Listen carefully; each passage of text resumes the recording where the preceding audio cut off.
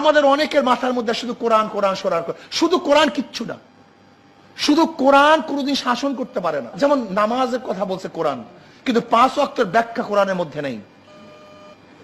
ইন্নাস সালাতা কানাত আলাল মুমিনিনা কিতাবাম মাওকুতা, ওয়াক্ত মতো নামাজ পড়া, কোন ওয়াক্ত কোন সময় শুরু হবে এটা কোরআনের মধ্যে ব্যাখ্যা নেই। আপনি কিভাবে নামাজ পড়বেন আমাকে বলেন তো?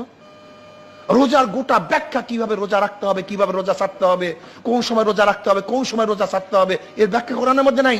আপনি কোরআন দিয়ে কি করবেন আমাকে বলেন তো? হজের পুরো ব্যাখ্যা কোরআনের মধ্যে নেই, জাকাতের পুরো ব্যাখ্যা কোরআনের মধ্যে নেই। চুরি করলে কি পরিমাণ চুরি করলে, কখন চুরি করলে, কোন অবস্থায় চুরি করলে, এর ব্যাখ্যা কোরআনের মধ্যে নাই।